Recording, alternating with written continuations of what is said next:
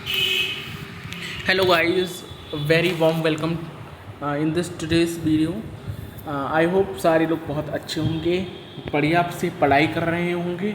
और जो मैं ये गैप्स दे रहा हूँ बीच में 2 दिन बाद वीडियोस का, 4 दिन बाद वीडियोस का, इन गैप्स को फ्रूटफुली आप अपनी पढ़ाई में लगा रहे होंगे। Okay, these gaps are not for your fun basically. Okay, आपकी पढ़ाई स्टार्ट हो गई होगी, आई नो। ओके, आपके टीचर ने जो रिस्पेक्टिव टीचर हैं आपके, ओके, न्यू सेशन में उन्होंने भी चैप्टर्स स्टार्ट करा दिए होंगे केमिस्ट्री के, इज़न्ट इट? सो आप लोग अच्छे से अपना स्कूल वर्क कीजिए, स्कूल में पढ़ाई कीजिए। मैं यहाँ पर आपका आज, टू बी वेरी ऑनेस्ट, आज ऑर्गेनिक केमिस्ट्री का पूरा सिलेबस ख़त्म करा देंगे। ओनली 2 डिडक्टिव चैप्टर बचेंगे, इसके बाद polymers and that chemistry in everyday life. ठीक है, 2 चैप्टर्स बचेंगे, उन्हें भी हम देख लेंगे। ठीक है, फ़िलहाल तो आज हमारा जो मेन टॉपिक था, बेसिकली जो मेन बल्कि चैप्टर्स थे, haloalkanes, alcohols, phenols, aldehydes and this amines and biomolecule, इतने चैप्टर्स हम आज ख़त्म कर देंगे। This is going to be the very last lecture of biomolecules of ISC CBSE class 12th organic chemistry. This is going to be a chapter 5, last part है biomolecule का। ठीक है, देखो, जब हमने पहला लेक्चर किया था बायोमोलिक्यूल का, उसमें हमने केमिस्ट्री 50% केमिस्ट्री पढ़ी थी, 50% बायोलॉजी पढ़ी थी। सेकेंड चैप्टर में हम सेकेंड पार्ट में बेसिकली जो हमने सेकेंड पार्ट किया था, उसमें 70% बायोलॉजी और बाकी की 30% आपकी आ जाती थी केमिस्ट्री। ठीक है, आज ये मानकर चलो कि आपका 90% बायोलॉजी होगी और बाकी की 10% सिर्फ और सिर्फ केमिस्ट्री होगी। 90% इज़ योर बायोलॉजी। ठीक है, 90% जो होगा पूरा बायोलॉजी होगा। बायोलॉजी में भी कौन सा? बॉटनी। ठीक है, बायोलॉजी में कौन सा? बॉटनी। और यहाँ पर ये बॉटनी कह सकते हैं, और जूलॉजी में आपका बायोमोलिक्यूल वाला चैप्टर है वो भी। ठीक है, तो ये चीज़ें आपको पता होनी चाहिए। आज हम जो चीज़ें पढ़ने वाले हैं वो बायो से काफ़ी ज़्यादा रिलेटेड है। तो जो नॉन मेडिकल स्टूडेंट्स हैं, जिनके पास मैथमेटिक्स है या कंप्यूटर साइंस वाले बच्चे हैं, जिनके पास बायोलॉजी नहीं है, बेसिकली नॉन मेडिकल है ना, वो इसे बहुत ध्यान से पढ़ेंगे, है ना, बहुत ध्यान से पढ़ेंगे। ऑल्दो क्लास 10th में बायोलॉजी पढ़ी हुई है, बट ये जो कॉन्सेप्ट्स हैं ये क्लास 11th के हैं। ठीक है, तो please pay attention. Okay, I am not saying very frankly, okay, to be very honest, बहुत अच्छे से समझना है आपको। ठीक है, क्योंकि जो बायोलॉजी वाले बच्चे हैं, मेडिकल वाले, उन्हें तो काफ़ी मस्त तरीके से आज चमकने वाला है। क्लास 11 में पूरा कॉन्सेप्ट पढ़कर आते हैं, वही क्लास 12 में केमिस्ट्री में चिपका दिया जाता है। ठीक है, पर रियल दिक्कत आती है नॉन मेडिकल या कंप्यूटर साइंस वाले बच्चों की, है ना। तो प्लीज़ आप लोग बहुत ध्यान से समझेंगे। ऑल्दो मैं जितना हो सके उतना सिंप्लीफाई वर्जन में आपको समझाने की कोशिश करूँगा, जितना हो सकेगा। ठीक है, जितना हो सकेगा। तो without wasting no more time, let's start with our today's biomolecule chapter part 3। Again this is for your 2026-27। Okay, या तो हमने देखो क्या क्या पढ़ लिया है। हमने कार्बोहाइड्रेट से स्टार्ट किया था। ठीक है, कार्बोहाइड्रेट पढ़ लिए, उसमें हमने glucose, fructose, maltose, lactose, polysaccharides, ये सारी चीज़ें पढ़कर उसकी इंपॉर्टेंस पढ़ी, किसकी? कार्बोहाइड्रेट्स की। फिर हमने स्टार्ट किया था प्रोटीन्स।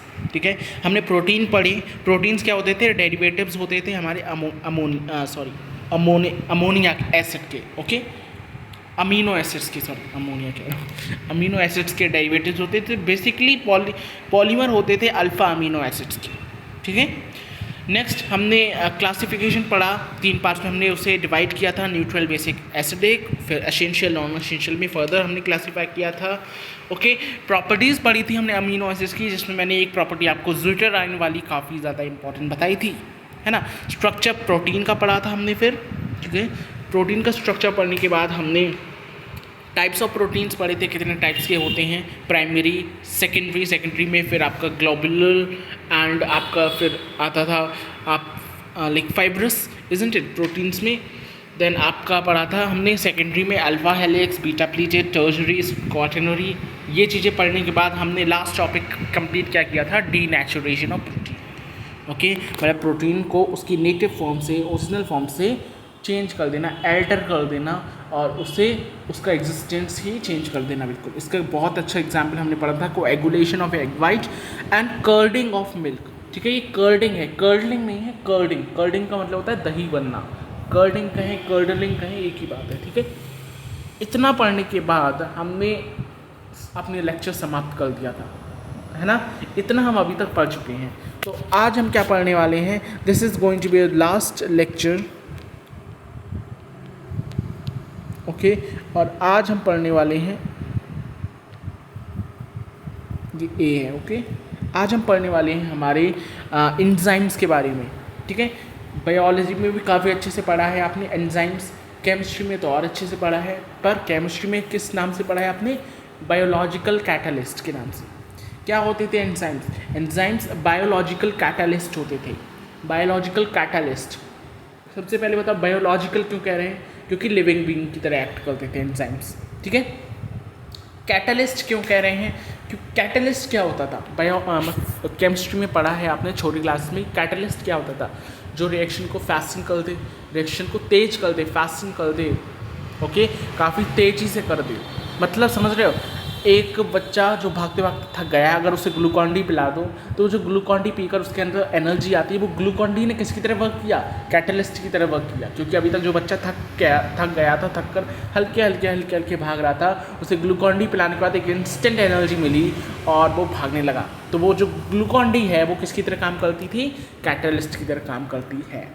ठीक है, तो एंजाइम्स बहुत ही ज़्यादा अगर मैं सिंपल वे में कहूँ, कुछ कहना ही नहीं है मुझे, तो simple they are the biological catalyst. Okay, जो बायोकेमिकल एक्टिविटीज़ को बहुत ज़्यादा तेज कर देते थे, है ना। तो so they work in a particular temperature and pH range. Of course हर कैटलिस्ट की अपना एक पर्टिकुलर पीएच होता है, मतलब एसिडिक, न्यूट्रल, बेसिक, है ना। अपना एक टेम्परेचर होता है, अपना एक पीएच होता है, क्योंकि एक पर्टिकुलर टेम्परेचर पर ही वो कैटलिस्ट काम कर सकता है। ओके, जैसे अगर हम एग्जांपल लें, ऑफ कोर्स हमने एग्जांपल लिया था किसका, लैक्टोबैसिलस का, जो कर्ड फॉर्मिंग बैक्टीरिया होता है ना। उसका अगर हम टेम्परेचर देखें तो उसका अलग टेम्परेचर होगा, पीएच देखें तो उसका अलग पीएच होगा। तो हर एंजाइम का अलग पीएच होता है, अलग टेम्परेचर होता है फॉर द वर्क। ओके, जैसे अगर लैक्टोबैसिलस का देखें उसी का, तो इट्स टेम्परेचर इज़ अबाउट,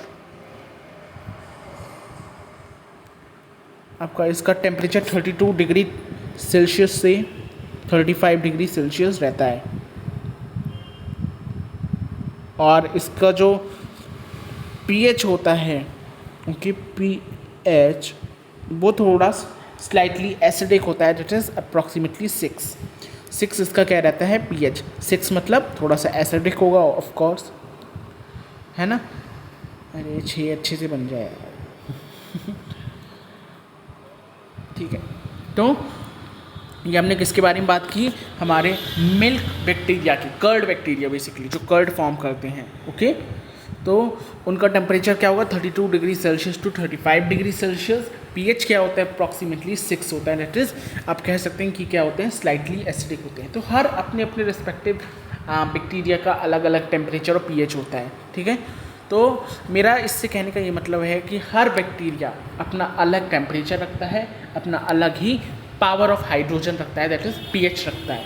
ठीक है, सो ये हर जो एंजाइम्स होते हैं, बेसिकली नॉट बैक्टीरिया, एंजाइम्स जो होते हैं वो पर्टिकुलर टेम्परेचर और पीएच पर अपना काम करते हैं। They act in a particular temperature और पीएच रेंज। समझ आ रही बात।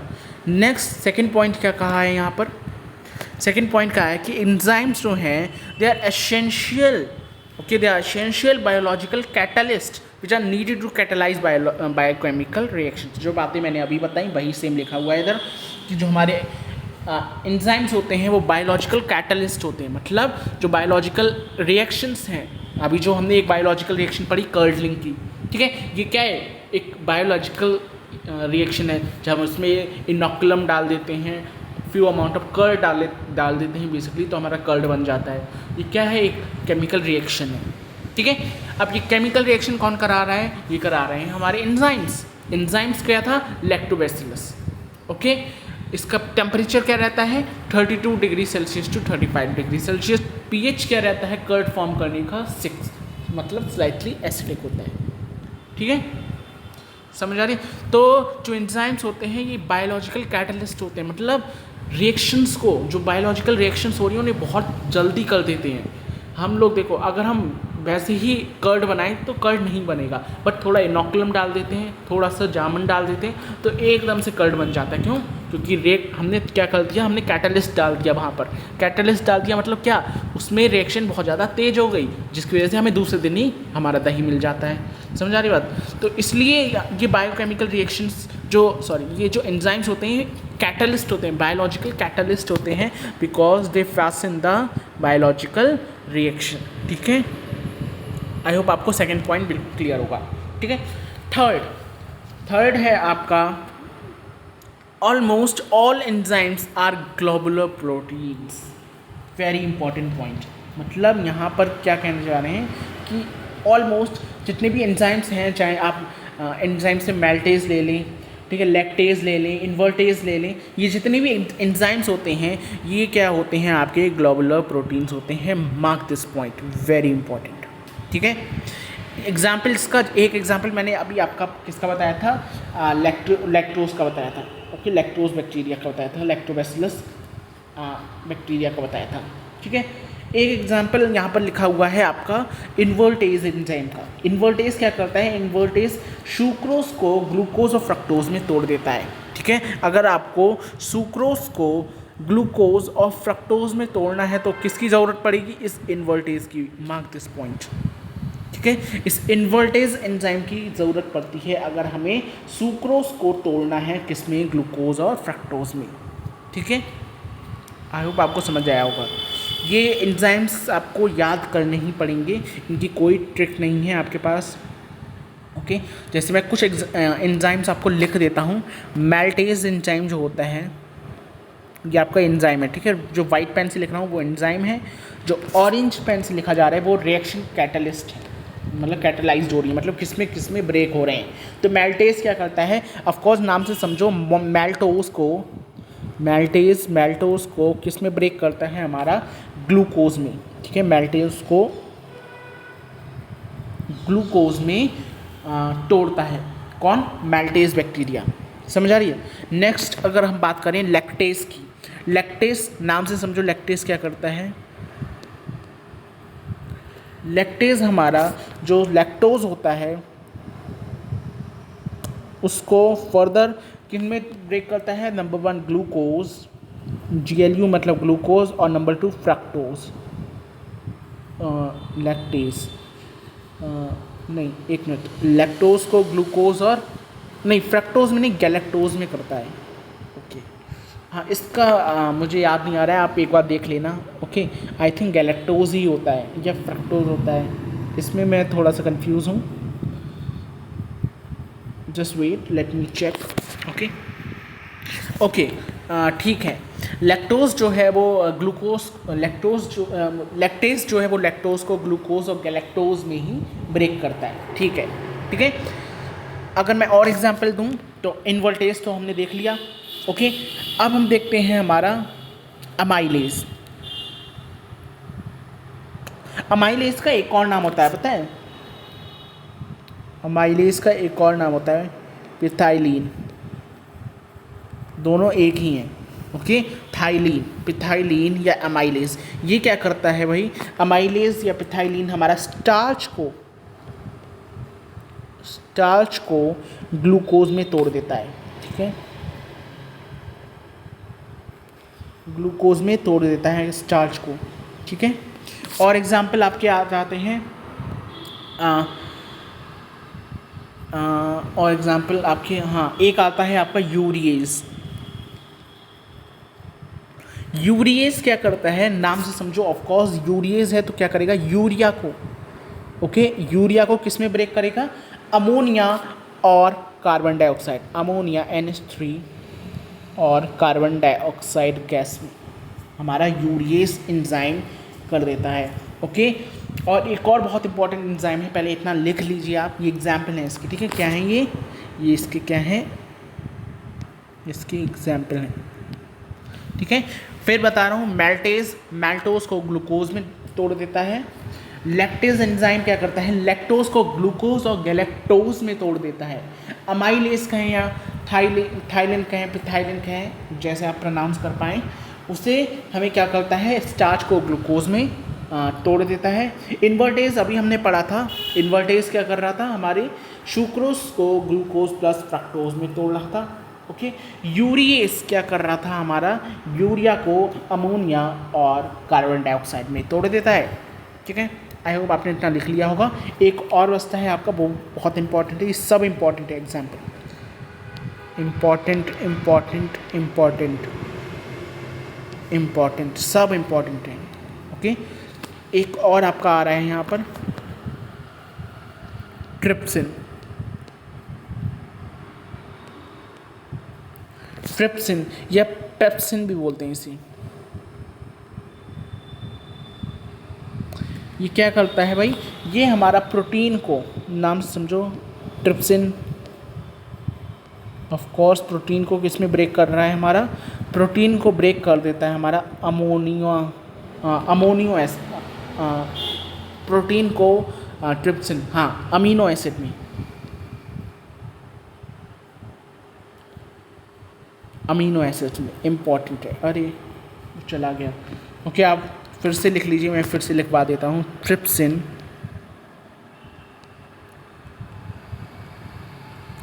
या पेप्सिन क्या कर रहा है, आपका प्रोटीन को तोड़ देता है हमारा किसमें, अमीनो एसिड में, ठीक है, लिख लीजिए, प्रोटीन को अमीनो एसिड में ब्रेक कर देता है, ठीक है, इम्पॉर्टेंट है ये भी, कि दिस इज ऑल्सो इम्पॉर्टेंट। तो हमने अभी कितने पढ़े, हमने अभी 6 एंजाइम्स और उसके रिएक्शन कैटालाइज्ड पढ़ लिया है, ठीक है। तो इसी तरीके से एंजाइम्स जो हैं वो रिएक्शन को कैटालाइज करते हैं, ठीक है। सो आई होप आपको समझ आ गया होगा। अब हम देखते हैं कि किस तरीके से एंजाइम जो है वो कैटालाइज करते हैं और किस तरीके से इनका रिएक्शन चलता है, ओके। तो हम देखने वाले हैं the nature of enzyme reaction, okay, nature देखने वाले हैं एंजाइम रिएक्शन का, जिसमें आपकी एक बहुत ही इंपॉर्टेंट हाइपोथेसिस आती है, हाइपोथेसिस कहें, हाइपोथेसिस कहें, जो आप कहना चाहते हैं, जो कि आपने बायोलॉजी में पढ़ी है। ऑफ कोर्स केमिस्ट्री में ये चीज़ें नहीं पढ़ाई जाती हैं, बट मैं फिर भी पढ़ा रहा हूँ आपको। वो उस हाइपोथेसिस का नाम है लॉक एंड की हाइपोथेसिस, ठीक है। ये बायो में आपको पढ़ाई जाती है ना, क्लास 11th के अगर आप बायो मॉलिक्यूल में जाएंगे तो वहाँ पर आपको ये मिलेगा, ठीक है। टीचर्स पढ़ाते हैं जनरली, वैसे आपका नहीं पता, पर टीचर्स जनरली पढ़ाते हैं, मैं तो पढ़ाता हूँ अगर। तो लॉक एंड की हाइपोथेसिस बहुत इंपॉर्टेंट है। फर्स्ट ऑफ ऑल वेट, अपने ही आप इसमें पता नहीं क्या हो जाता है यार, ओके। लॉक एंड की हाइपोथेसिस बहुत ही ज़्यादा इंपॉर्टेंट है, केमिस्ट्री में आपको नहीं मिलती है देखिए, बट मैं बता रहा हूँ आपको, दिस इज़ इम्पॉर्टेंट, आपको ये करनी है। किस तरीके से होती है, let's see that. Lock in की हाइपोथेसिस में आपको एंजाइम और सबस्ट्रेट दो चीज़ें देखनी पड़ेंगी, ओके, सबस्ट्रेट और एंजाइम। सबस्ट्रेट क्या होता है, सबस्ट्रेट वो पार्ट होता है जो एंजाइम से अटैच होगा। देखो, लॉक इन की हाइपोथेसिस समझो, यहाँ पर कुछ ताला और चाबी की बात हो रही है, तो यहाँ पर जो ताला होता है वो ताला क्या होता है, जस्ट वेट, ये जो लॉक होता है, ये लॉक क्या होता है, हमारा एंजाइम, ओके। ये लॉक हमारा ई फॉर एंजाइम, जब भी मैं एंजाइम लिखूँ ई से लिखूँगा, ओके। और जो की होती है हमारी की, वो की क्या होती है, ऑफ कोर्स हमारा सबस्ट्रेट। ये चीज़ समझो, जब सही चाबी सही ताले में लगती है तो ताला खुल जाता है, ठीक है। अगर गलत चाबी गलत ताले में लगेगी तो ताला खुलेगा नहीं खुलेगा। ऐसे ही हर लॉक के लिए, मतलब हर एंजाइम के लिए अपनी एक स्पेसिफिक की होती है, मतलब अपना एक स्पेसिफिक सबस्ट्रेट होता है।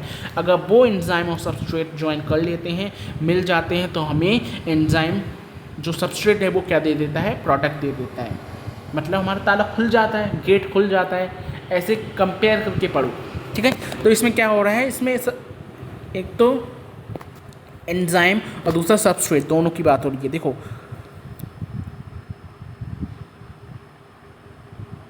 This is your enzyme. Suppose ये आपका कोई भी एंजाइम है, कोई भी एंजाइम जो हमने अभी इतने सारे एंजाइम्स पढ़े थे उसमें से कोई भी एंजाइम है आपका, ठीक है। जो हमने इतने सारे अभी आप ले सकते हैं, मेल्टेज ले लें, लैक्टेज ले लें, कोई भी एंजाइम, ओके। मैंने स्पेसिफिक एक एंजाइम लिख दिया है, प्लस यहाँ पर है आपका सबस्ट्रेट को, ओके। ये आपने क्लास 11 बायोमॉलिक्यूल में भी पढ़ा होगा ये वाला। ये आपका क्या है, ये आपका है सबस्ट्रेट, एस फॉर सबस्ट्रेट, ठीक है, एस फॉर सबस्ट्रेट। यहाँ पर ये जो चीज़ है, जस्ट वेट, यहाँ पर ये जो गोल गोल आपको ये दिख रहा है ना, ये केव है ना, गड्ढा दिख रहा है ना, ये क्लीव जो दिख रही है, ये एक्टिव साइड है एंजाइम की, ओके। एक्टिव साइड मतलब समझ रहे हो, अभी ये इनएक्टिव फॉर्म में है, अभी हमारा ताला बंद है। ताला कब खुलेगा, जब सही चाबी ताले में लगेगी तब ताला खुलेगा, है ना। तो ये जो चीज़ है ग्रीन कलर से मैंने बनाई है, ये क्या होती है, ये आपका होता है एक्टिव साइड। इसको हम क्या कहते हैं, एक्टिव, जस्ट वेट,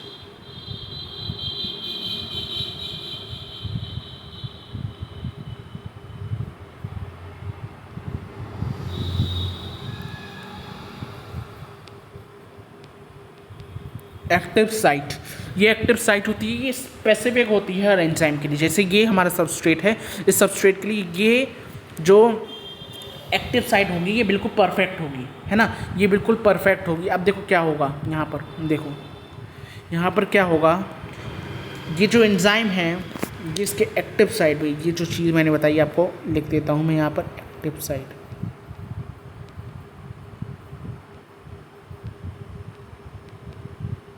ये आपकी एक्टिव साइट है, ठीक है। फर्दर इसकी रिएक्शन कराओ तो कैसे होगी, देखो यहाँ पर रिएक्शन इरिवर्सिबल होती है, मतलब जो हमारा एंजाइम और सबस्ट्रेट है इससे ये अलग भी हो सकता है, इजंट इट। तो कुछ इस तरीके से देखो, ये हमारा एंजाइम बन गया, ठीक है। अब यहाँ पर बना दो हमारा सबस्ट्रेट, ये क्या बन जाएगा हमारा,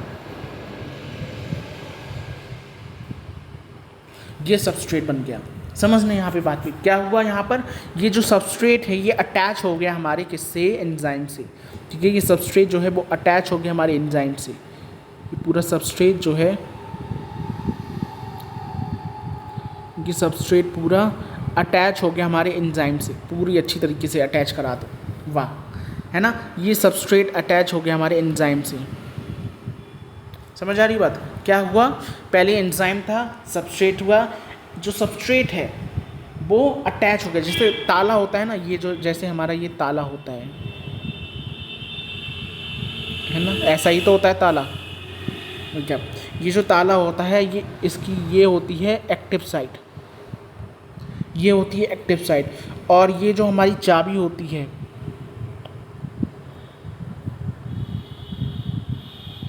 चाबी आई सॉरी, जो हमारी चाबी होती है इसी तरीके की बनाओ चाबी, है ना। ये इसका क्या हो जाएगा आपका सबस्ट्रेट। जब चाबी लगेगी ताले में, जब चाबी इसमें लगेगी तभी तो ताला जो है वो अनलॉक होगा, तभी तो ताला खुलेगा।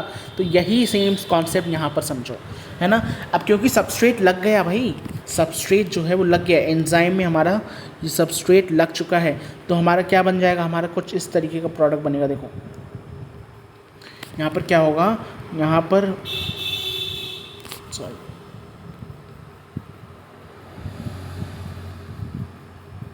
ये एंजाइम है, ठीक है। ये एंजाइम में अब यहाँ पर क्या लग जाएगा, इसे मैं अब ब्लू पेन से दिखा रहा हूँ, ठीक है, क्योंकि सबस्ट्रेट तो लग चुका है। अब क्योंकि सही एंजाइम लग गया, सही सबस्ट्रेट में, सही मतलब एंजाइम में सही सबस्ट्रेट लग गया तो वही प्रोडक्ट बन जाएगा। अब जो ये बनेगा, अब जो मैंने ये ब्लू पेन से बनाया है, ये क्या है इसका प्रोडक्ट। ये जो ब्लू पेन से मैंने बनाया है, फिल कर देता हूँ इसे भी। ये भाई क्या है, ये हमारा है प्रोडक्ट, ठीक है। ये हमारा क्या बन जाएगा, प्रोडक्ट बन जाएगा।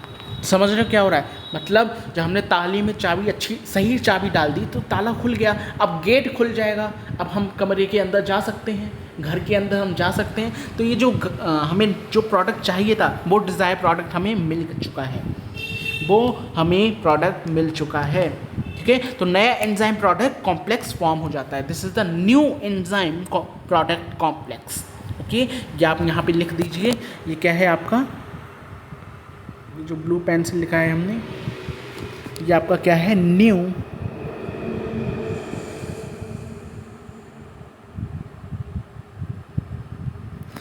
Enzyme product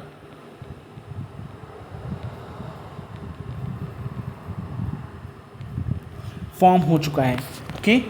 new enzyme product complex form हो चुका है। अब इन दोनों को अलग अलग कर दूँ, क्यों? क्योंकि भाई जब हमारा एंजाइम और प्रोडक्ट बन गया तो बस अब हमें जो चाहिए था वो हमें मिल चुका है, okay.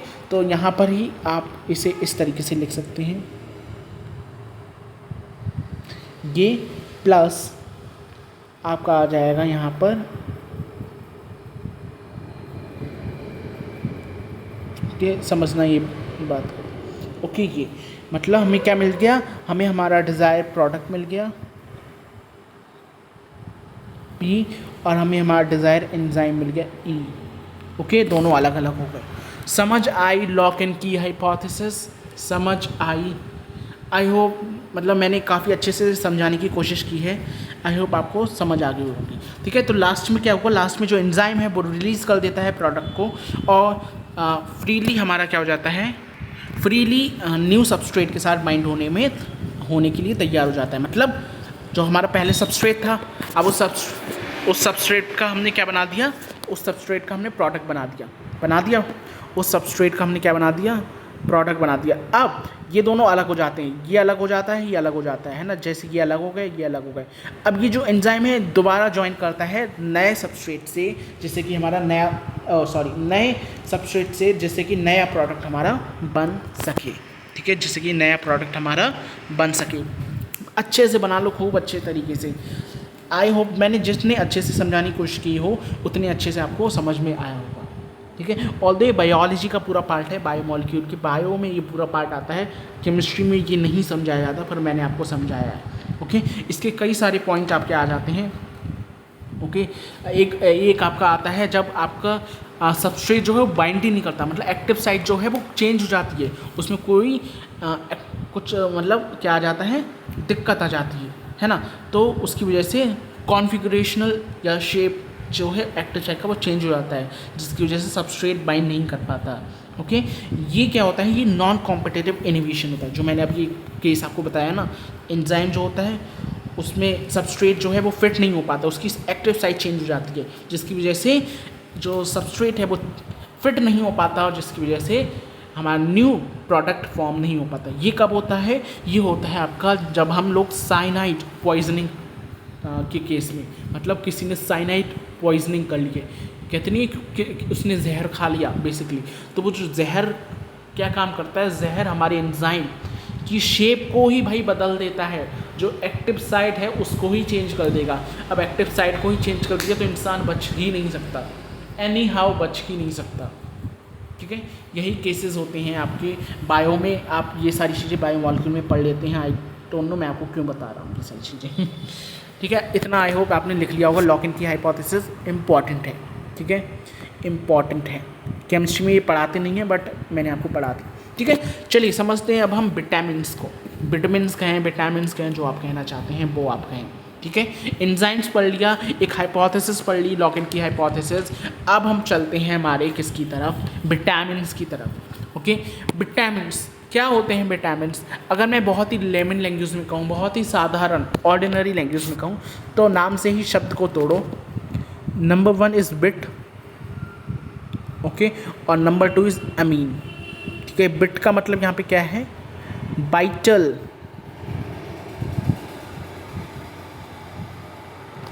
Amines, of course amines, जो हमने अभी अमीन्स पढ़ी थी इससे पहले वाले चैप्टर में। अरे कभी कभी इसमें पता नहीं क्या दिक्कत आ जाती है, जस्ट वेट।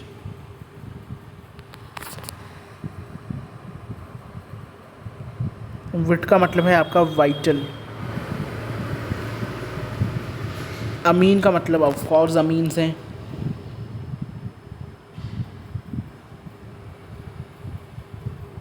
मतलब वाइटल अमीन्स, इसका क्या मतलब होता है, वाइटल अमीन्स। अगर मैं बहुत ही लेमन लैंग्वेज में बोलूँ, बहुत ही ऑर्डिनरी लैंग्वेज में बोलूँ, तो विटामिन्स नाम को ही तोड़ दो, मतलब निकल आएगा वाइटल अमीन्स। मतलब वो अमीन्स, अमीन्स हम इससे पहले वाले चैप्टर्स पढ़ चुके हैं। अमीन्स क्या होती थी, NH2, मतलब वो NH2 कंपाउंड्स, वो अमीन्स, वो अमोनिया की डेरिवेटिव्स जो वाइटल हैं हमारी बॉडी के लिए, मतलब बहुत ज़रूरी है, इंपॉर्टेंट है हमारी बॉडी के लिए। नाम खुद ही कह रहा है भाई, विटामिन्स, मैं बहुत ज़्यादा वाइटल हूँ आपके लिए, है ना।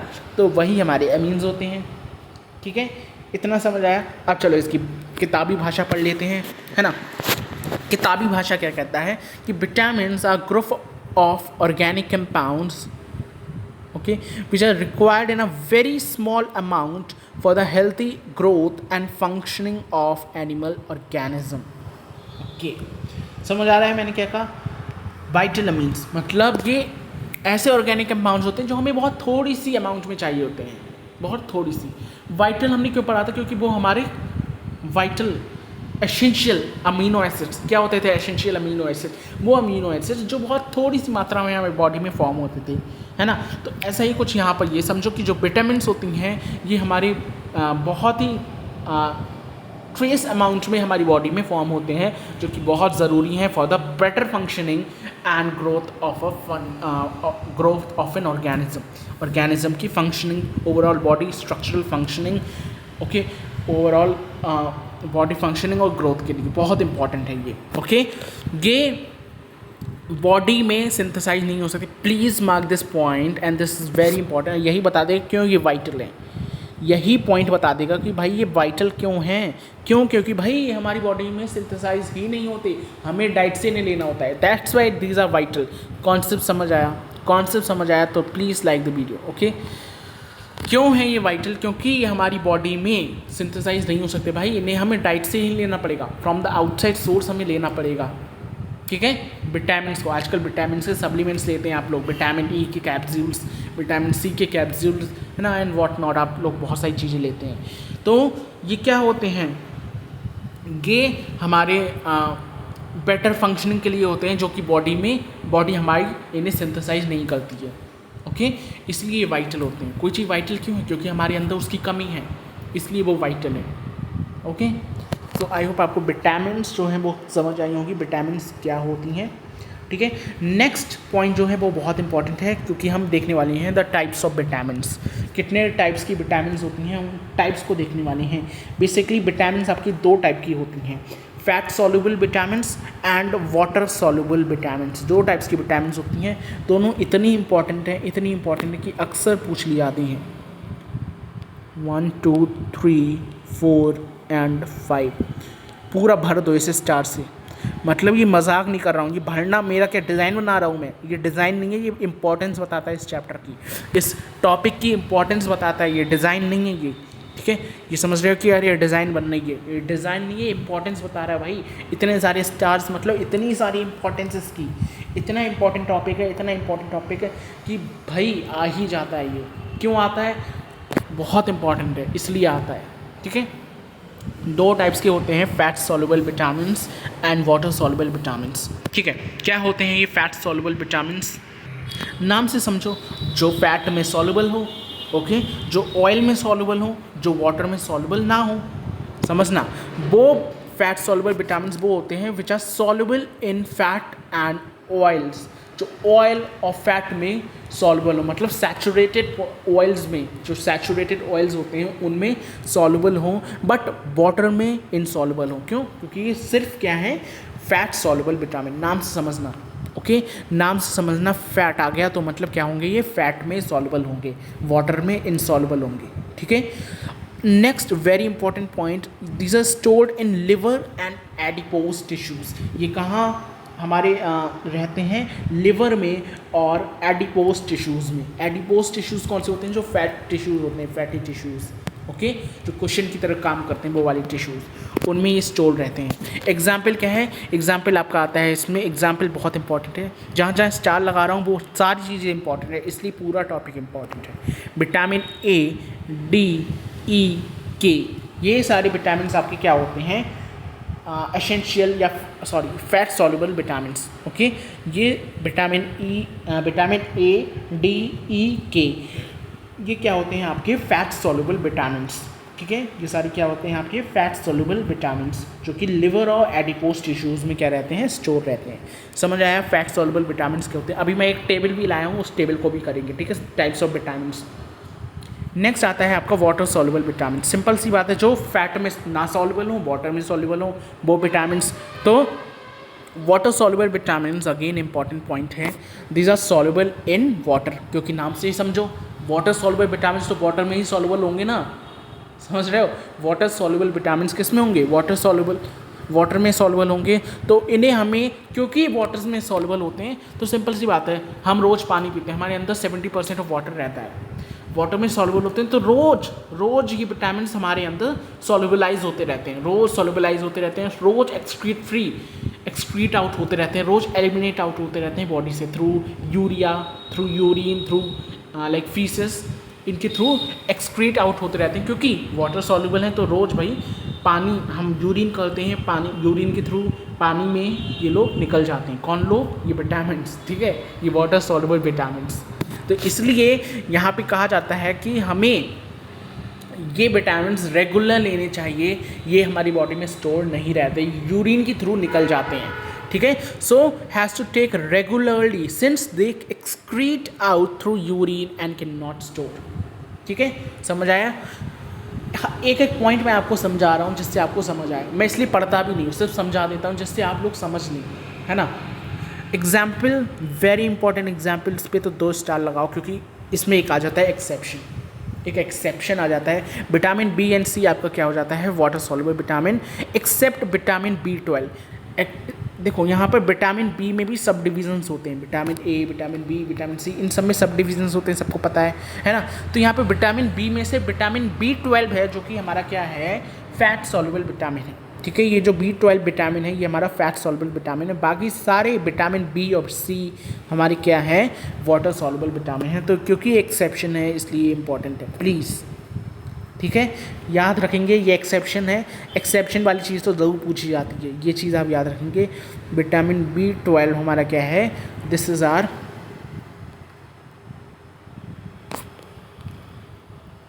Fat soluble vitamin. अच्छा, आप लोग विटामिन कहते हैं या विटामिन कहते हैं? Do tell me, okay.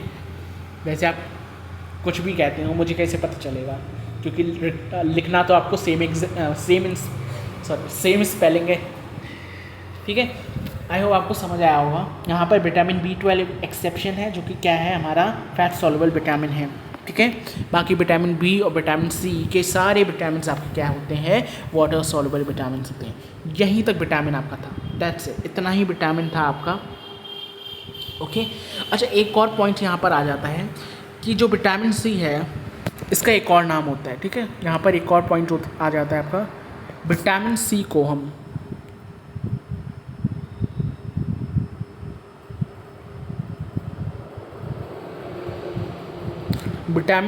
एक और नाम से जानते हैं, दैट इज एस्कॉर्बिक एसिड, ठीक है।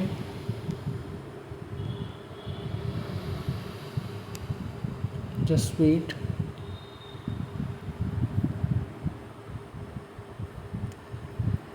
एस्कॉर्बिक एसिड, ये इंपॉर्टेंट है इसलिए लिखवाया है, ठीक है। विटामिन सी को हम एक और नाम से जानते हैं, दिस इज N,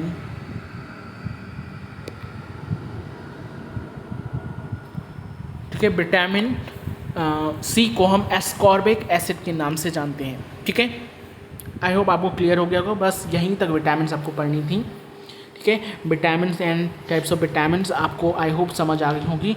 नेक्स्ट हम पढ़ने वाले हैं, ऑफ कोर्स ये सारा हमारा बायो का पार्ट चल रहा है, तो नेक्स्ट हम पढ़ने वाले हैं एक चार्ट जो कि है नेम ऑफ द विटामिन्स। ये चार्ट जो है ये आपका केमिस्ट्री में नहीं दिया गया है, ठीक है, ये केमिस्ट्री में नहीं दिया है। तो यहाँ पर विटामिन ए जो है यहाँ पे सोर्स बताए गए हैं कि क्या क्या सोर्स हैं इसके और क्या क्या डेफिशिएंसी, अगर हम इन चीज़ों को नहीं लेते हैं, मतलब इन विटामिन की कमी हो जाती है हमारे अंदर, तो हमारे अंदर कौन कौन सी डेफिशिएंसीज आ जाती हैं, ठीक है।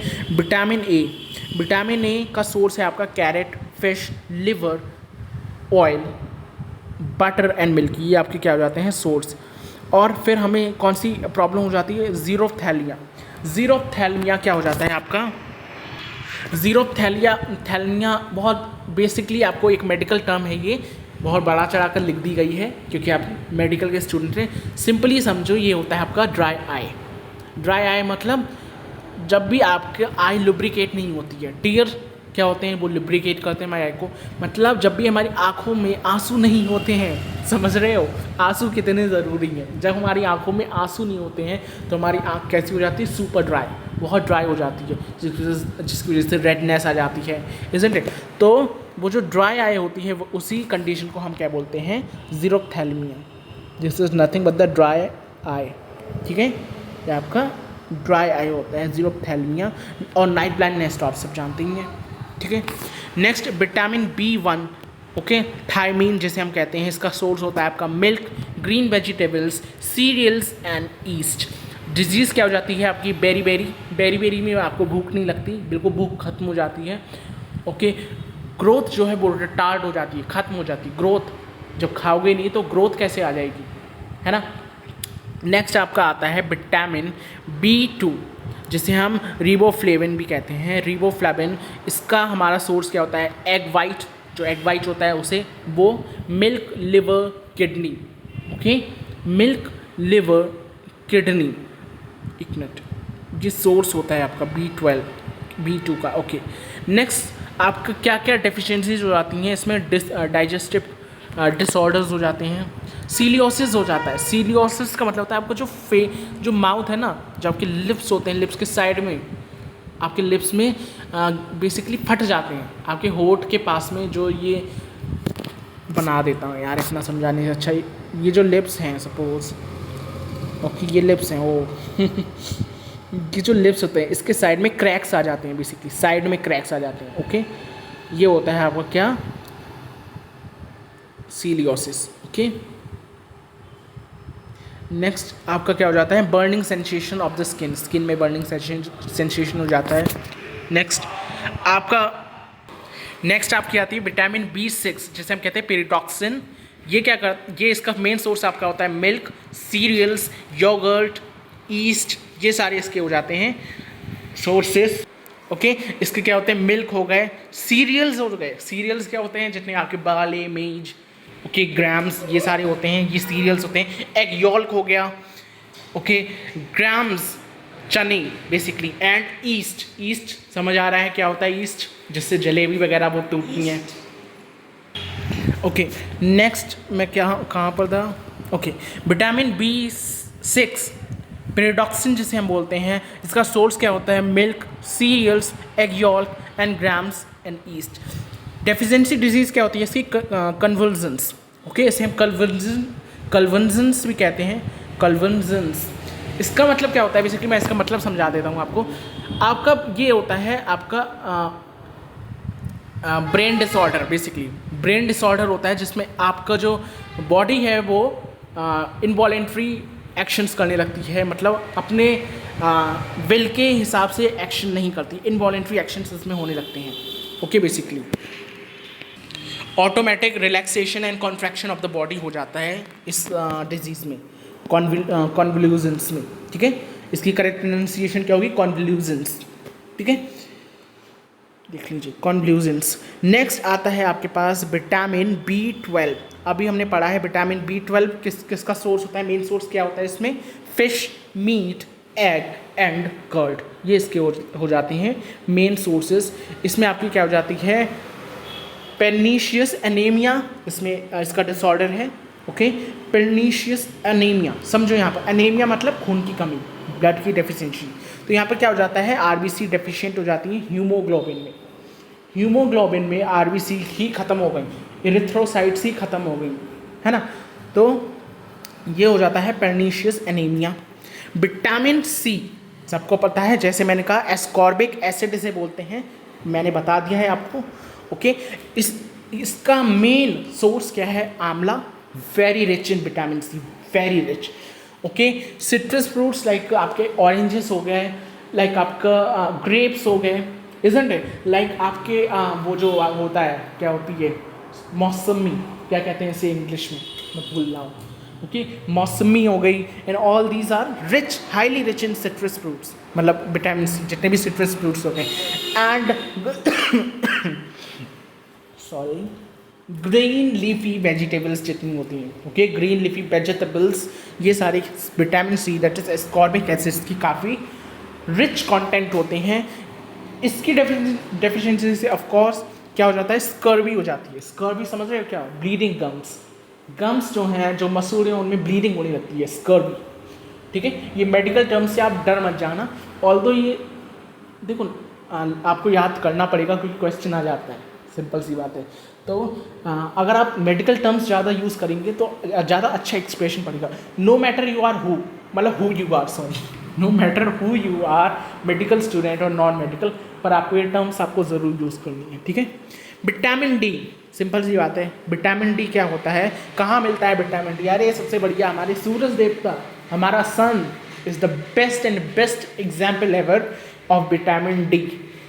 आई हैव विटामिन डी डेफिशिएंसी, मुझे विटामिन डी की डेफिशिएंसी है, and doctor said to expose myself in the sun, I use to expose myself, but फिर भी विटामिन डी की डेफिशिएंसी कंप्लीट नहीं हो पा रही है, ओके।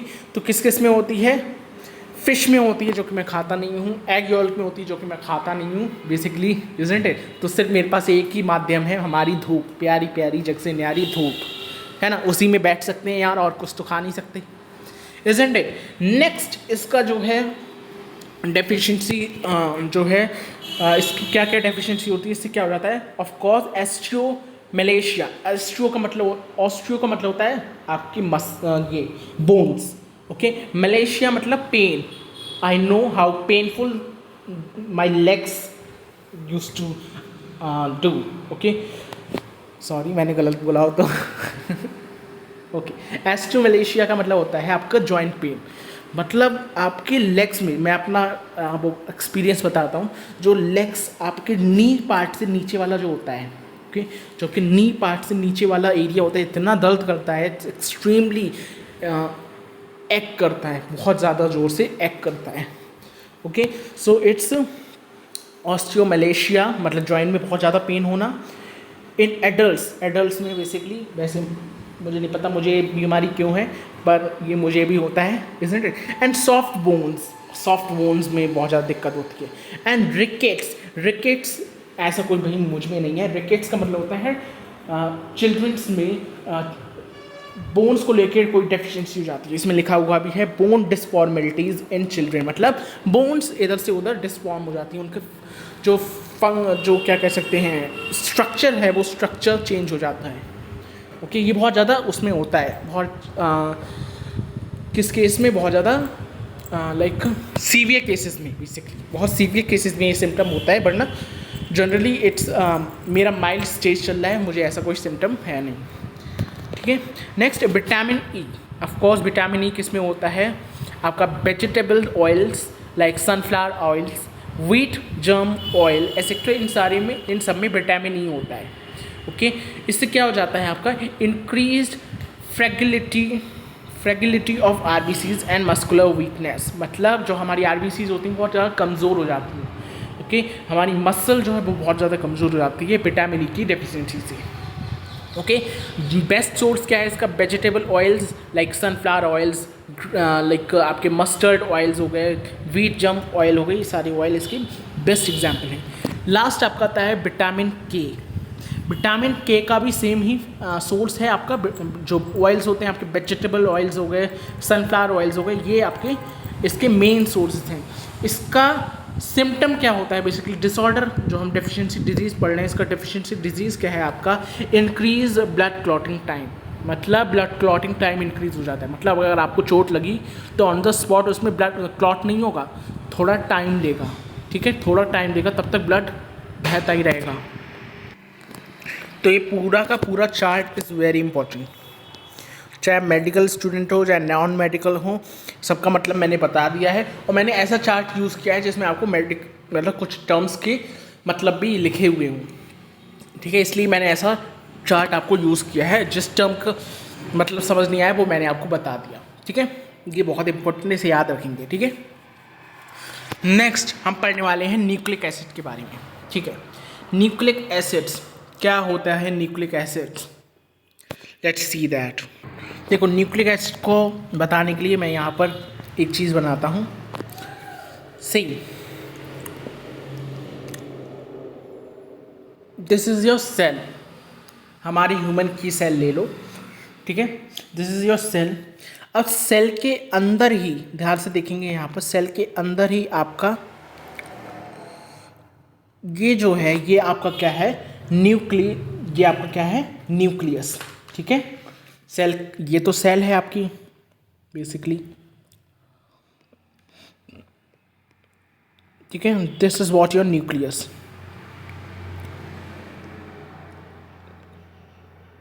ठीक है, ये हो गया न्यूक्लियस।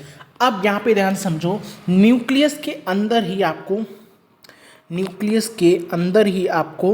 कुछ हाईली क्वाइल्ड स्ट्रक्चर्स मिलते हैं, ठीक है, हाईली क्वाइल्ड स्ट्रक्चर्स मिलते हैं आपको, ठीक है, कुछ हाईली क्वाइल्ड स्ट्रक्चर्स मिलते हैं आपको,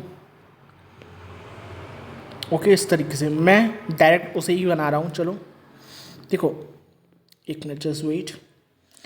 पहले तो ये स्ट्रक्चर कुछ इस तरीके के होते हैं, ठीक है, फिर ये स्ट्रक्चर कुछ इस तरीके के हो जाते हैं, हाईली क्वाइल्ड स्ट्रक्चर,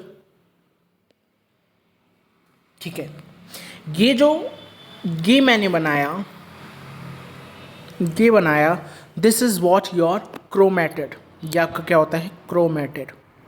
समझ आ रही है बायो वाले स्टूडेंट्स, कुछ समझ आ रहा है क्लास 10th का कॉन्सेप्ट, या कुछ भी समझ नहीं आ रहा है। ये आपका क्या होता था, दिस इज योर क्रोमोसोम, भाई पूरा चैप्टर पढ़ा था, मैंने भी पढ़ाया था, याद है, अगर नहीं पता तो please go to my channel, आप देख सकते हैं, क्लास 10 का मैंने ये चैप्टर पढ़ा रखा है, ठीक है। ये होता था आपका क्रोमोसोम, ठीक है। तो ये जो क्रोमोसोम्स थे ये क्या करते थे, ये हेरिडिटी को कैरी करते थे, हेरिडिटी समझ रहे हो, जीन्स को कैरी करते थे। इन्हीं के अंदर क्या होते थे, जब हम इसे अनकॉइल करेंगे तो इसमें क्या हिस्टोन प्रोटीन्स होती थी और जीन्स होते थे, समझ आ रहा है, हिस्टोन प्रोटीन्स और जीन्स होते थे, जो कि हमारे ओवरऑल किसे बनाते थे, लाइक एक बायोमॉलिक्यूल को बनाते थे, जो कि होता था न्यूक्लिक एसिड। समझ आ रही है बात। इस क्रोमोसोम को जो हम खोलेंगे तो इसमें हमारे क्या होंगे, नंबर 1 प्रोटीन, हिस्टोन प्रोटीन, और वो सब इसमें कॉइल होंगे, ठीक है। तो मैं क्या कहना चाह रहा हूँ इस, ये जो क्रोमोसोम है, ओके, ये क्रोमोसोम किससे मिलके बना होता है, प्रोटीन्स और अदर बायोमॉलिक्यूल से मिलके बना होता है। उस ही बायोमॉलिक्यूल को हम क्या कहते हैं, उन्हीं लाइक पार्टिकल्स को क्या कहते हैं, जो न्यूक्लियस के अंदर होते हैं, न्यूक्लिक एसिड्स, ठीक है, उन्हें ही हम क्या कहते हैं, न्यूक्लिक एसिड्स। आपने आरएनए के बारे में पढ़ा होगा, डीएनए के बारे में पढ़ा होगा, है ना, तो वो क्या होते थे, वो हमारे न्यूक्लिक एसिड्स ही होते थे, ओके। आई होप आपको ये समझ आया होगा, ठीक है, अगर बनाना हो तो बना लेना, ठीक है। तो अब हम पढ़ लेते हैं जिससे आपको और अच्छे से समझ आए। The particles in the nucleus in the cell, nucleus के अंदर जो पार्टिकल्स होते हैं, they are responsible for heredity मतलब ट्रांसफर करने, जीन ट्रांसफर करने के लिए, from one generation to other, are called chromosomes. क्या होते थे क्रोमोसोम्स, अभी मैंने स्ट्रक्चर जो बनाया वो क्रोमोसोम का ही था, ठीक है। Are called chromosomes which are made up of proteins, protein में भी आपका कौन सा होता था, हिस्टोन प्रोटीन्स, ठीक है, यहाँ पर लिख लो, प्रोटीन में भी आपका हिस्टोन प्रोटीन रहता था। Histone proteins and other types of biomolecules, जिसे हम क्या कहते हैं, न्यूक्लिक एसिड, जिसे हम क्या कहते हैं, न्यूक्लिक एसिड। जो न्यूक्लिक एसिड है वो दो टाइप्स के होते हैं, DNA and RNA. Deoxy ribo nucleic acid, ribo nucleic acid, दो टाइप्स के होते हैं, ठीक है, दो टाइप्स के होते हैं। क्योंकि न्यूक्लिक एसिड जो हैं वो क्या होते हैं, लॉन्ग पॉलीमर्स होते हैं, लॉन्ग चेन पॉलीमर्स होते हैं न्यूक्लियोटाइड्स के, ध्यान समझेंगे, क्योंकि न्यूक्लिक एसिड क्या होते थे, लॉन्ग चेन पॉलीमर्स होते थे न्यूक्लियोटाइड के, इसलिए हम इन्हें क्या कहते थे, पॉलीन्यूक्लियोटाइड। पॉली मतलब मैनी, न्यूक्लियोटाइड मतलब न्यूक्लियस, न्यूक्लियोटाइड्स के जो स्ट्रक्चर्स हैं, लॉन्ग चेन्स हैं। तो आई होप आपको न्यूक्लिक एसिड समझ आया होगा। नेक्स्ट हम देखने वाले हैं the chemical composition of nucleic acids. Chemical composition मतलब कौन कौन से केमिकल से मिलके बना हुआ है हमारा पूरा nucleic acid. So the complete hydrolysis of DNA and RNA yield pentose sugar. देखो जब हम हाइड्रोलिसिस करते हैं डीएनए और आरएनए की तो हमें क्या क्या मिलता है। नंबर 1 हमें मिलता है पेंटोज शुगर, ठीक है। नंबर 2 हमें मिलता है फॉस्फोरिक एसिड, ठीक है। नंबर 1 हमें मिलता है पेंटोज शुगर, नंबर 2 हमें मिलता है फॉस्फोरिक एसिड, ओके। एंड कुछ मिलते हैं आपके nitrogen containing heterocyclic compounds, okay, nitrogen containing heterocyclic compound जिन्हें हम बेसिस कहते हैं, थर्ड। तो पूरा आपका न्यूक्लिक एसिड तीन चीज़ों से मिलके बना होता है। नंबर 1 इज आपका फॉस्फोरिक एसिड,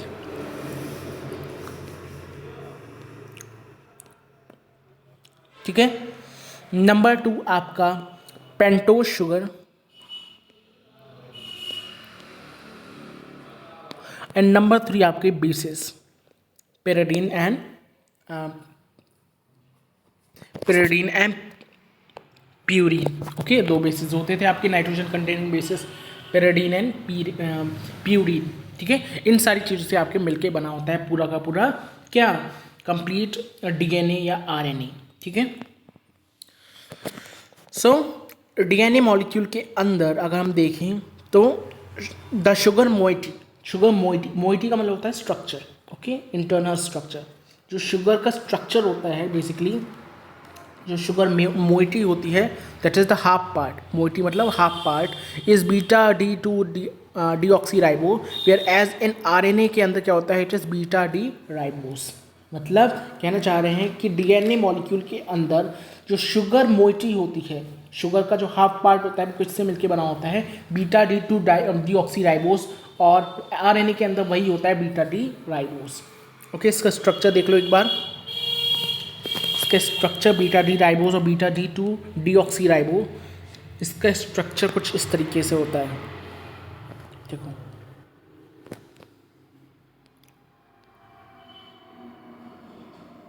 ठीक है। ये आपका हो गया क्या,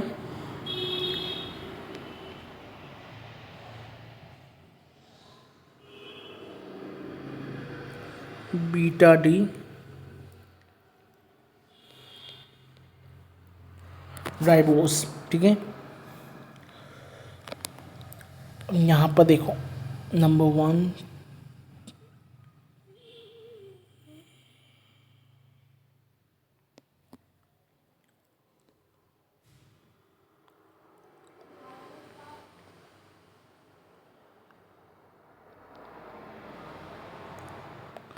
ओके, ये होता है आपका H2COH, ये स्ट्रक्चर हम पहले ही बना चुके हैं, HOH, और ये होता था आपका H, इधर आपका H यहाँ पर, ठीक है। ये स्ट्रक्चर होता था बीटा डी राइबोस का। नेक्स्ट स्ट्रक्चर कुछ इस तरीके से आपका क्या हो जाता था, जहाँ पर सिर्फ इस OH की जगह पर H आ जाता था, वो beta D two deoxy ribose का हो जाता था, ठीक है। सेम स्ट्रक्चर, बस यहाँ पर आ जाएगा आपका H, इस जगह पर H आ जाएगा, बस वो बीटा डी डीऑक्सी राइबोस का हो जाएगा, ठीक है। तो ये आपके स्ट्रक्चर्स होते थे।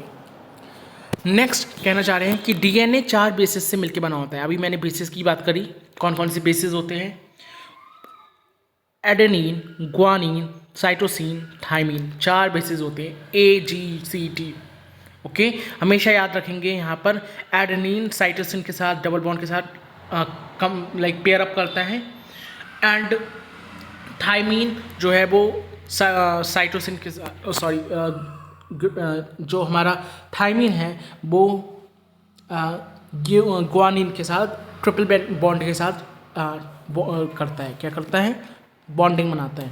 ठीक है, ये होते हैं डीएनए के 4 बेसिस, बट आरएनए के बेसिस में सिर्फ इस थायमिन की जगह पे यूरैसिल आ जाता है, एक और आ जाता है जिसे क्या कहते हैं, uracil. So RNA has one more base instead of thymine की जगह पर यहाँ पर यूरैसिल आ जाता है, यू।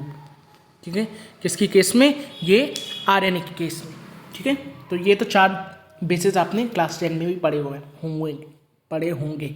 आई होप आपको क्लियर होंगे। नेक्स्ट पढ़ते हैं हम स्ट्रक्चर ऑफ न्यूक्लिक एसिड। अब हम न्यूक्लिक एसिड का स्ट्रक्चर देखने वाले हैं।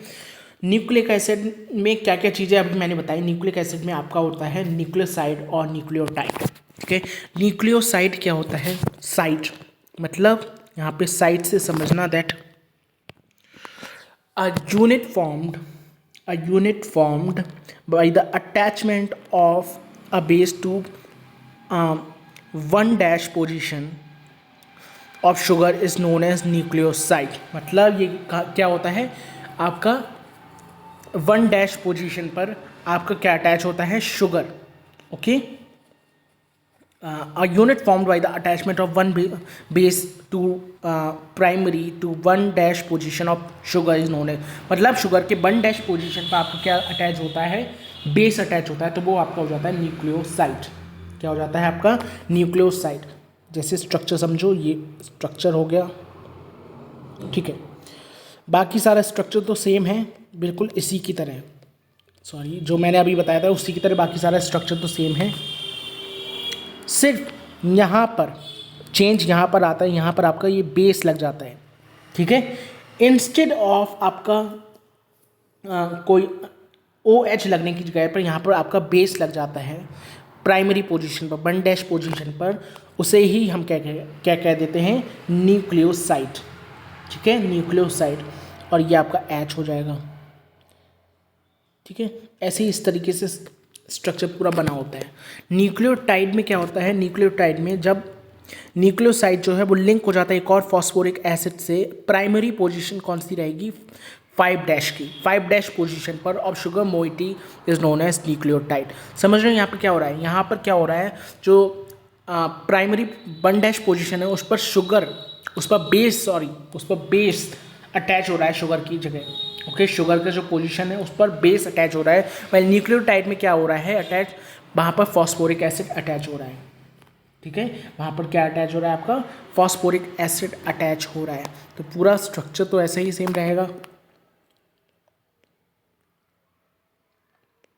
ठीक है, बस यहाँ पर आपका ये बेस लग जाएगा। ओके, ये बेस यहाँ पे ये H, इसी तरीके से OH H OH H इस तरीके से आपका चलता जाता है। ठीक है, आई होप आपको क्लियर हो गया होगा न्यूक्लियोसाइड और न्यूक्लियोटाइड में डिफरेंस। तो आप कह सकते हैं, अगर आपने ये लिख लिया हो तो मैं इसे रेज करूँ। ओके, जो न्यूक्लियोसाइड होता है वो किस किस चीज़ से मिलके बना होता है। Number 1 is pentose sugar, number 2 nitrogen base, and number 3 आपका यहाँ पर क्या हो जाता है, जो फॉस्फोरिक एसिड होता है, phosphoric acid that is PO4, ये 3 वैलेंसी। ओके,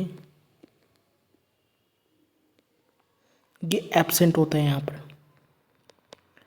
ठीक है, ये यहाँ पर नहीं होता है, दिस इज एब्सेंट, नहीं होता है यहाँ पर। ठीक है, वाइल अगर हम न्यूक्लियोटाइड की बात करें तो न्यूक्लियोटाइड हमारा किससे मिलके बना होता है, वही पेंटोज शुगर। ठीक है, nitrogen base and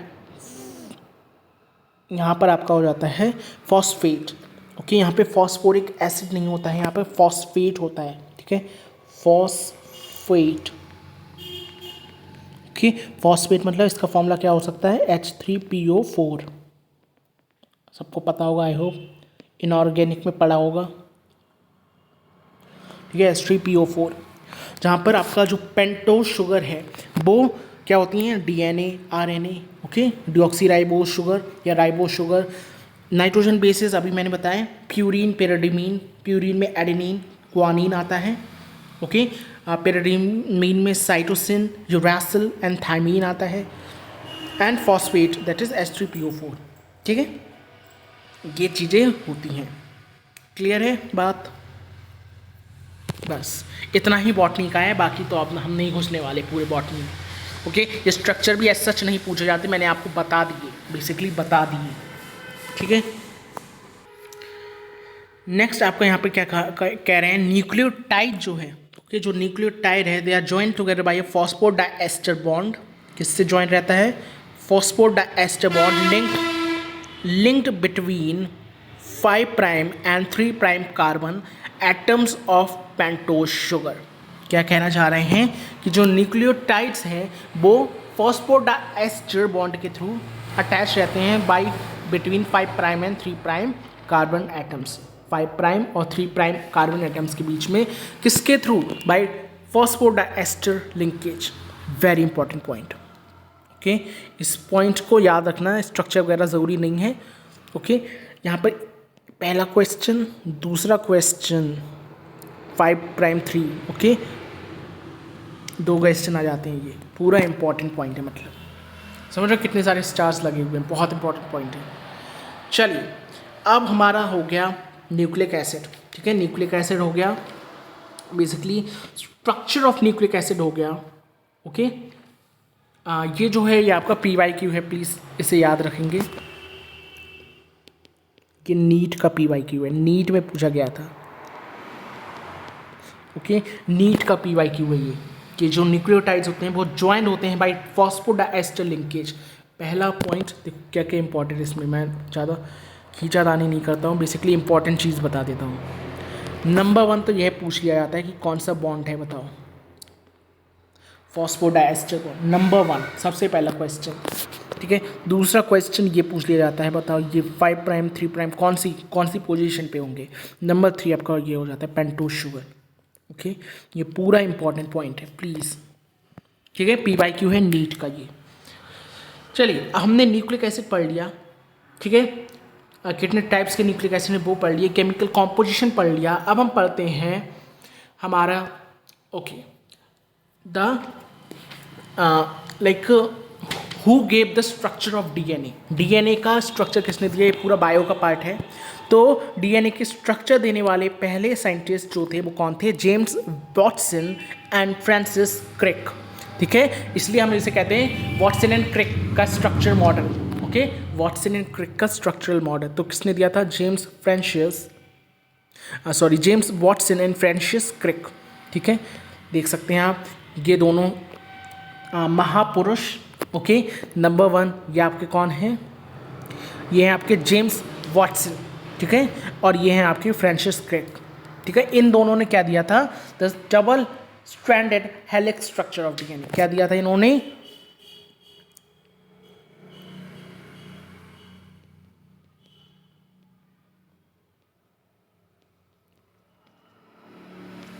double helical structure of DNA, ठीक है, किसका? डीएनए का, ठीक है। इन्होंने पूरा डबल हेलिकल स्ट्रक्चर दिया था डीएनए का, James Watson and Francis Crick, okay. शक्ल अच्छे से देख लो, क्योंकि एग्जाम में जो है ना, एग्जाम में जब हम नाम भूल जाते हैं तो शक्ल से नाम याद आ जाते हैं, ओके। तो शक्ल अच्छे से देख लो। ये जो पर्सन है ये जेम्स वाटसन है, ध्यान से देखो, ठीक है। ये गंजे से जो हैं ये हैं हमारे फ्रांसिस क्रिक, ओके। ये हमारे कौन है? Francis Crick. चलिए अब हम इनके बारे में पढ़ते हैं कि James Watson and Francis Crick gave double stranded helix structure of DNA. इन्होंने क्या दिया था? डबल हेलिकल स्ट्रक्चर दिया था डीएनए का। 2 nucleic acid chain are bond about each other and held together by hydrogen bond. Very important, लाल pen से इसलिए लिखा है क्योंकि इंपॉर्टेंट है, पूछ लिया जाता है। बताओ कौन सी बॉन्डिंग से दोनों अटैच हैं? कौन सी बॉन्डिंग से? हाइड्रोजन बॉन्डिंग से दोनों अटैच हैं, ठीक है,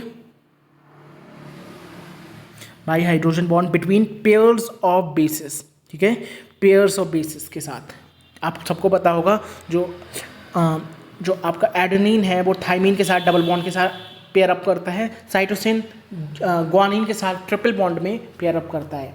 यही आरएनए में ग्वानिन की थाइमिन की जगह पर यूरासिल आ जाता है। The two strands are complementary to each other because the hydrogen bonds are formed between specific pairs of bases. क्योंकि ये दोनों बॉन्ड्स जो होते हैं वो कॉम्प्लीमेंट्री होते हैं एक दूसरे के, कॉम्प्लीमेंट्री मतलब अटैच हो जाते हैं। हमेशा याद रखेंगे जो एडेनिन है वो थाइमिन के साथ ही अटैच होगा बाय डबल बॉन्ड, ग्वानिन है वो साइटोसिन के साथ ही अटैच होगा बाय ट्रिपल बॉन्ड। ओके, तो यहाँ पर यही पॉइंट लिखा है कि जो एडेनिन है वो थाइमिन के साथ डबल बॉन्ड में अटैच होता है, साइटोसिन ट्रिपल बॉन्ड में ग्वानिन के साथ अटैच रहता है। ठीक है, पूरी स्लाइड इंपॉर्टेंट है, पूरी स्लाइड एक एक लाइन से क्वेश्चन उठ कर आ सकता है, एक एक लाइन से, ऐसी इंपॉर्टेंट स्लाइड है ये। ठीक है, आई होप आपको समझ आ गया होगा James Watson and Francis Crick का डबल हेलिकल स्ट्रक्चर। नेक्स्ट हम देखने वाले हैं कि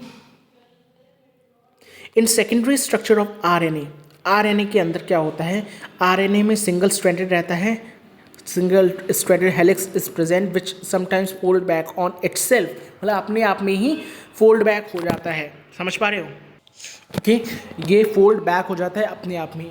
आरएनए मॉलिक्यूल जो वो 3 टाइप्स के होते हैं, सबको पता होगा, messenger RNA mRNA, ribosomal RNA rRNA and transfer RNA that is tRNA। तीनों इंपॉर्टेंट हैं। ठीक है, 3 टाइप्स के आरएनए होते हैं, mRNA, rRNA, tRNA। ओके, ये आपके क्या होते हैं, ये एक्स्ट्रा है थोड़ी इन्फॉर्मेशन। ये तीनों होते हैं आपके नॉन जेनेटिक आरएनए। ठीक है, नॉन जेनेटिक, ये एक्स्ट्रा है आपकी। ठीक है, ये मतलब बायो में पूछ लिया जाता है। ओके, 2 टाइप्स के आरएनए होते हैं, एक जेनेटिक आरएनए जहाँ पर आरएनए जेनेटिक मटेरियल की तरह वर्क करने लगता है। जेनेटिक मटेरियल जैसे हमारा डीएनए करता है, इजंट इट? जो हमारा टीएमबी वायरस आपने सुना होगा, टोबैको मोज़ेक वायरस, उसमें ओके ये एक चीज़ होती है। और एक होता है नॉन जेनेटिक आरएनए जो कि 3 टाइप्स के होते हैं, mRNA, rRNA, tRNA that is messenger RNA, ribosomal RNA and आपका ट्रांसफर आरएनए। ठीक है, सो जो मैसेंजर आरएनए होता है, थोड़ा सा और इसके बारे में जान लीजिए, कि ये जो होता है ये हमारी पूरे आरएनए के सेल में ओके 5% होता है, 5% होता है। आप सबको पता होगा कि हमारी जो आरएनए है वो इन्हीं जो 3 आरएनए से मिलकर बनी है। तो मैसेंजर वाला हमारा 5% होता है, ये राइबोसोमल आरएनए ये हमारा 80% होता है, सबसे ज़्यादा यही होता है 80%। ओके, एंड ट्रांसफर आरएनए आपका कितना होता है, देखो 5% ही हो गया, 80% ही हो गया, तो बाकी का 15% कितना हो जाता है आपका, बाकी का 15% आपका क्या हो जाता है, tRNA that is transfer RNA. ठीक है, mRNA सबसे बड़ा होता है, सबसे लॉन्गेस्ट होता है, बट सबसे ज़्यादा rRNA होता है। सबसे छोटा rRNA होता है, पर सबसे ज़्यादा अमाउंट में भी, अगर अबंडेंस की बात करें तब भी rRNA ही होता है। ठीक है, लॉन्गेस्ट अगर हम बोलें तो वो mRNA होता है। ये बायो के क्वेश्चन है, आप में नहीं पूछे जाते मतलब। ठीक है, तो आई होप आपको इतना क्लियर हो गया होगा। ठीक है, इतना क्लियर हो गया होगा about mRNA, rRNA and tRNA। ठीक है, नेक्स्ट पॉइंट पर आते हैं and that is very important, specially bio के बेसिस पर तो एकदम बायो की जान है ये। ठीक है, that is DNA fingerprinting. DNA fingerprinting नाम से समझो क्या हो रहा है DNA फिंगरप्रिंटिंग में। देखो क्या कहना चाह रहे हैं, a sequence of bases on DNA is also unique for a person and information regarding this is called a DNA fingerprinting। मतलब क्या कहना चाह रहे हैं कि हमारे पूरे DNA में, बेसिकली पूरे जीनोम में, ओके पूरे जीनोम में ओनली 0.1%, यहाँ पर लिख देता हूँ मैं, ओनली 0.1% ऑफ जीनोम में हमारे, मतलब कहना चाह रहे हैं कि 3 × 10⁶ डिफरेंसेस में हमारी जो जीन है उसमें बहुत ज़्यादा डिफरेंसेस आ जाते हैं। मतलब कहना चाह रहे हैं कि जो सीक्वेंस हैं बेसिस के डीएनए के अंदर, वो हर पर्सन में सीक्वेंस जो हैं हर पर्सन में डिफरेंस होते हैं, मतलब यूनिक होते हैं, बेसिकली अलग अलग होते हैं हर पर्सन, इवन जो कह सकते हैं जो real brothers and real sisters होते हैं, जो रियल सिबलिंग्स होते हैं, उनमें भी हमारे जो डीएनए के सीक्वेंस हैं, बेस के सीक्वेंस हैं डीएनए में, वो डिफरेंट होते हैं। मतलब हर पर्सन में डीएनए के सीक्वेंस यूनिक होता है। Okay, and information regarding this is called DNA fingerprinting. और जो इसकी इंफॉर्मेशन देता है वो हमारी क्या हो जाती है, डीएनए फिंगरप्रिंटिंग। ठीक है, डीएनए फिंगरप्रिंटिंग होता क्या है, इसमें आप आइडेंटिफाई करते हैं, मतलब कुछ स्पेसिफिक डीएनए के कुछ स्पेसिफिक सीक्वेंसेस पर, कुछ स्पेसिफिक रीजन्स पर डिफरेंसेस देखते हैं, आप आइडेंटिफाई करते हैं डिफरेंस। ओके, इसे ही हम कहते हैं डीएनए फिंगरप्रिंटिंग। ओके, इसे ही हम क्या कहते हैं, डीएनए फिंगरप्रिंटिंग। तो it is same for every cell and cannot be altered by known treatment. It is used in forensic labs for identification of criminals. Simple सी बात समझो कि हमारे ह्यूमंस के अंदर जितने भी ह्यूमंस हैं, जितने भी एनिमल्स हैं, सबके डीएनए में जो सीक्वेंस होती है, ओके, जो सीक्वेंस होती है वो डिफरेंट होती है। कभी भी किसी की भी, इवन हेट्रोजाइगस ट्विंस की भी जो सीक्वेंस होती है वो डिफरेंट रहती है। ओके, हेट्रोजाइगस ट्विंस जो होते हैं उसकी भी सीक्वेंसेस डिफरेंस रहती है। ओके, तो क्योंकि हर किसी की डिफरेंट रहती है, तो ये जो डीएनए फिंगरप्रिंटिंग है ये यूज़ होता है हमारा फॉरेंसिक लैब्स में। फॉरेंसिक लैब्स वो लैब्स होती हैं जिसमें डेड बॉडी को देखकर, डेड बॉडी के किसी भी पार्ट को देखकर बताया जाता है कि डेथ क्यों हुई है।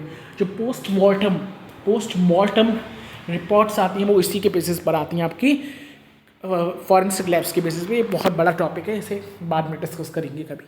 ठीक है, in forensic labs for identification of criminals to determine paternity of an individual, मतलब किसी भी चाइल्ड के फादर को अगर फाइंड करना है कि इसके पिता कौन है। कभी कभी ऐसा होता है ना कि कोई क्राइम सेक्स एसॉल्ट हो जाता है किसी के साथ और वो लेडी प्रेग्नेंट हो गई, अब पता करना है कि उस बच्चे का बाप कौन है, उस बच्चे का फादर कौन है, तो वो डीएनए फिंगरप्रिंटिंग से ही पता करा जा सकता है। ओके, एंड थर्ड है इसका to identify any dead body by comparing the DNA of parent और चिल्ड्रन। मतलब किसी की डेड बॉडी है, अब हमें फाइंड करना है कि ये डेड बॉडी है किसकी।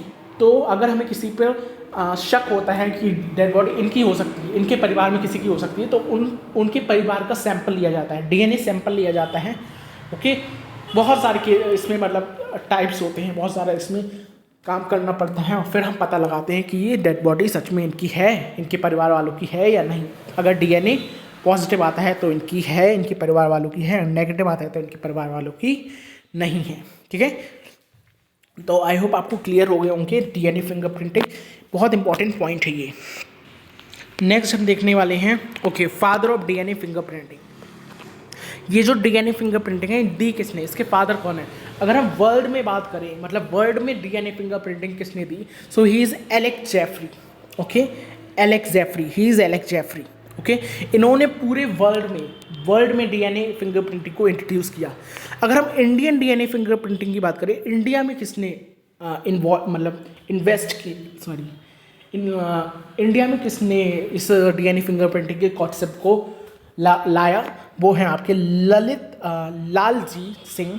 Okay, Lalji Singh and BK Kashyap. ये लालजी सिंह हैं, इनके ही को वर्कर का नाम था बीके कश्यप। ठीक है, तो याद रखेंगे, इंपॉर्टेंट क्वेश्चन है दोनों कि फादर ऑफ डीएनए फिंगरप्रिंटिंग कौन है, Alex Jeffrey, he is Alex Jeffrey. और father of Indian DNA fingerprinting कौन है, लालजी एंड बीके कश्यप। ठीक है, लालजी और बीके कश्यप। ठीक है, नेक्स्ट डीएनए एंड आरएनए में क्या डिफरेंस होता है। ऑल्दो मैंने आपको बता दिया है कि डीएनए क्या होता है, एक डबल स्ट्रैंडेड हेलिक्स होता है जो कि जेनेटिक मटेरियल की तरह वर्क करता है। आरएनए एक सिंगल स्ट्रैंडेड हेलिक्स होता है जो कि सिंथेसाइज करने में, प्रोटीन को सिंथेसिस करने में हेल्प करता है। ठीक है, डीएनए को हम क्या कहते हैं, डीऑक्सीराइबो न्यूक्लियस, इसका फुल फॉर्म होता है। Okay, just wait, monomer. And RNA क्या होता है, राइबो न्यूक्लियोटाइड्स। ओके, डीएनए होता है आपका डीऑक्सी राइबो न्यूक्लियोटाइड्स, आरएनए होता है आपका राइबो न्यूक्लियोटाइड्स। पेंटोस शुगर आपका डीऑक्सीराइबोज होता है, इसमें आरएनए में क्या होता है, राइबोज होता है। नाइट्रोजनस बेस पहले ही बता दिए ATC एंड G। नेक्स्ट यहाँ पर बस यूरासिल आ जाता है बेसिकली, सॉरी ये गलत है, एक मिनट, यहाँ पर AUG और ओके हाँ सॉरी ये यू है तो U refers to uracil. Okay ठीक है, मेरी आंखों ने देखा नहीं, ये आपको यहाँ पर आ जाता है यूरासिल AUC एंड G। ठीक है, यहाँ पर आता है ATC and G, that is adenine, thymine, cytosine, guanine. RNA में आपका आ जाता है एडेनिन, यूरासिल, साइटोसिन एंड आपका ग्वानिन। ठीक है, then folding with histone proteins, histone protein के साथ ये बहुत टाइटली पैक्ड होते हैं DNA। ठीक है, बहुत टाइटली पैक्ड होते हैं हिस्टोन प्रोटीन के साथ। ओके, और क्रोमोसोम्स में अरेंज होते हैं। वहीं RNA में ऐसा कुछ नहीं होता है, बहुत लाइटली हिस्टोन प्रोटीन के साथ बेसिकली हिस्टोन प्रोटीन के साथ पैक ही नहीं होते हैं, इजंट इट। नेक्स्ट आपका आ जाता है मेन फंक्शन सबको पता है DNA एंड RNA का। DNA जेनेटिक मटेरियल ट्रांसफर करता है, RNA क्या करता है, RNA आपको मैसेज ट्रांसफर करता है। 3 टाइप्स के RNA हमने पढ़े थे ना, mRNA, tRNA एंड rRNA, ये मैसेज ट्रांसफर करते थे आपको। ठीक है, देन विजुअलाइज हम कैसे कर सकते हैं, मतलब हम किस तरीके से पहचान सकते हैं। तो इसके लिए देखो, DNA के लिए तो एक टेक्निक होती है आपकी सदर्न ब्लॉटिंग, एक सदर्न ब्लॉटिंग टाइप की नाम की टेक्निक होती है, जिसकी वजह से हम आइडेंटिफाई कर सकते हैं DNA को। ठीक है, और जो हमारा RNA है उसके लिए हमारी होती है नॉर्दर्न ब्लॉटिंग। ओके, ये बायो में आपका आता है ब्लॉटिंग वाला पार्ट। ठीक है, केमिस्ट्री में नहीं है। ठीक है, तो हम नहीं समझेंगे। नेक्स्ट आपका आ जाता है number of strands. DNA double helix होता है, RNA सिंगल स्ट्रैंडेड होता है, सिंगल स्ट्रैंड्स रहते हैं सिर्फ। ओके, देन लोकेशन सबको पता है कि जो हमारा DNA है वो न्यूक्लियस के अंदर होता है बेसिकली। ओके, और RNA जो होता है वो हमारा कहाँ होता है, inside the nucleus in the cell of the cytoplasm.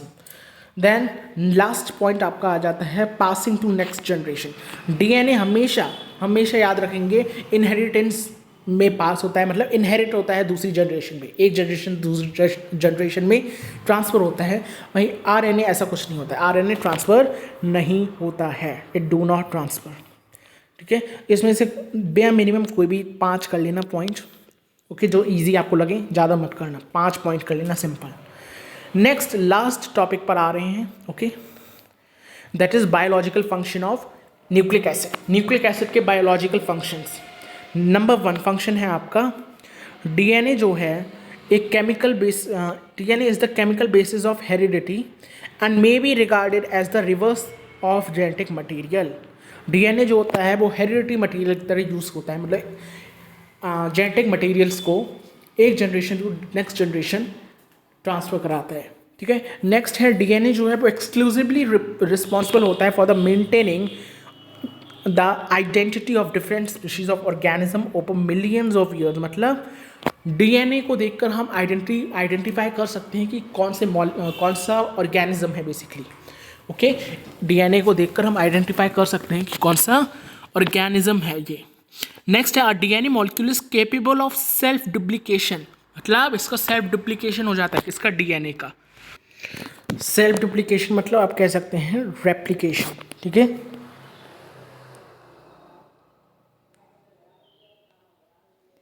एक मिनट,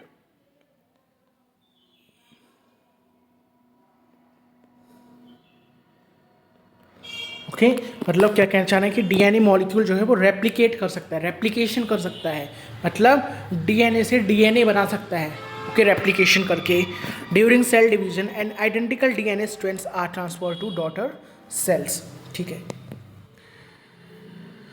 नेक्स्ट आपका आता है another important function of nucleic acid is protein synthesis in the cell, मतलब हिस्टोन प्रोटीन को सिंथेसाइज करना, मतलब बेसिकली प्रोटीन सिंथेसिस करना। इनमें से कोई भी 4, मतलब 4 तो हैं, चारों कर लेना। ठीक है, biological function of nucleic acid. Next hormones, last topic पर आ गए हैं हम, हॉर्मोन्स पर। ठीक है, हॉर्मोन्स तो सबने पढ़ा होगा, वो केमिकल सब्सटेंस जो कुछ सीक्रेट करते हैं, ओके, जो ductless glands that is endocrine glands से हमारे सीक्रेट होते हैं। तो hormones are the chemical substances, क्या होते हैं, केमिकल सब्सटेंसेस होते हैं which are produce by ductless glands. Ductless glands को हम क्या कहते हैं, एंडोक्राइन ग्लैंड्स, ठीक है, याद रखेंगे, एंडोक्राइन ग्लैंड्स सच एज आपका थायराइड ग्लैंड हो गया, एड्रीनल ग्लैंड्स हो गया। थायराइड ग्लैंड्स मीन्स दो होती हैं, बाइलोब्ड होती है थायराइड ग्लैंड, जो कि आपके थायराइड में मतलब बेसिकली नेक के पास में होती है। ओके, एड्रीनल ग्लैंड क्या होती है, एक ही होती है, बाइलोब्ड होती है वो भी, और कहाँ होती है, आपके किडनी के ऊपर होती है, जो आपकी किडनी है उसके ऊपर होती है adrenal gland. They find their way into blood stream.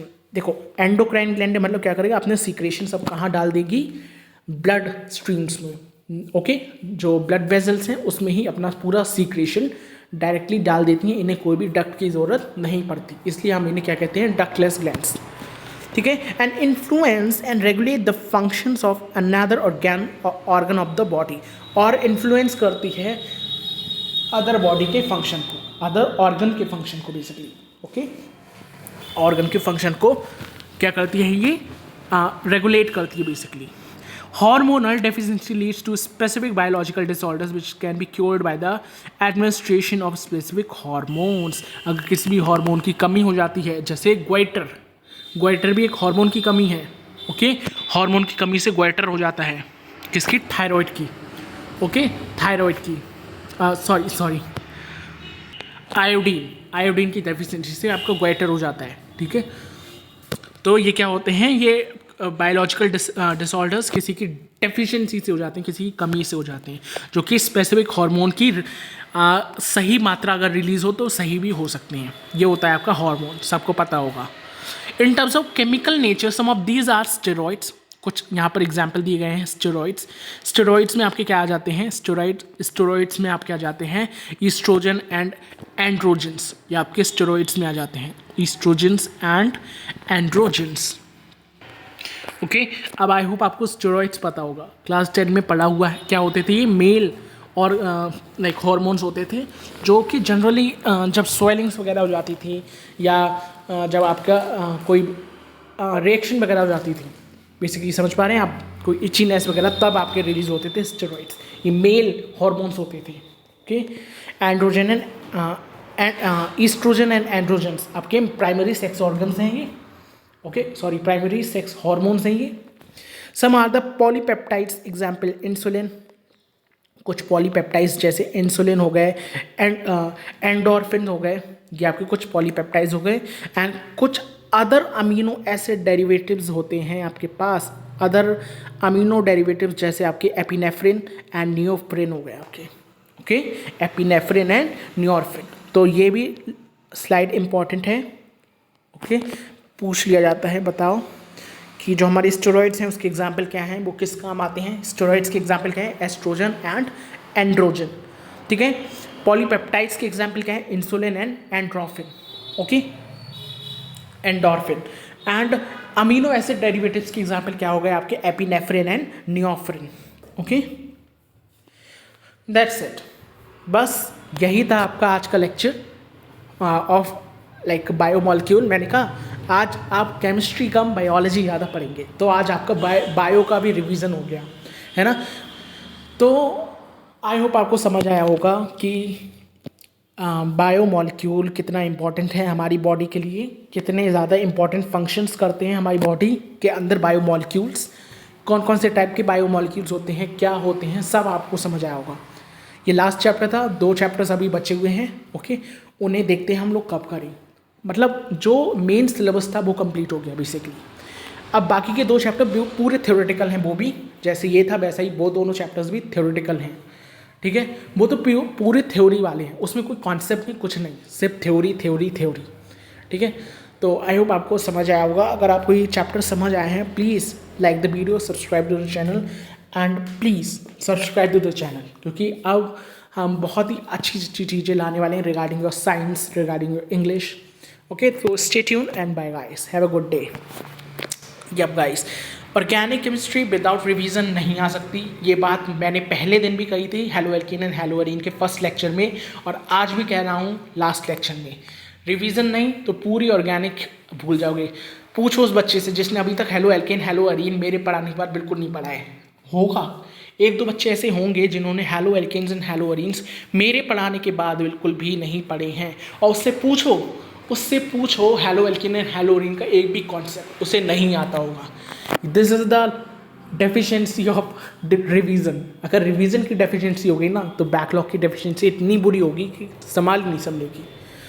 So that's it guys, have a good day, bye everyone. I hope आपको कॉन्सेप्ट जो है वो क्लियर हुआ होगा, कॉन्सेप्ट जो है वो चमका होगा अच्छी तरीके से, ठीक है। So yup guys, have a good day, thank you everyone. ऐसे ही पढ़ते रहिए, रिवीजन करते रहिए और मस्त रहिए, ठीक है। Bye guys.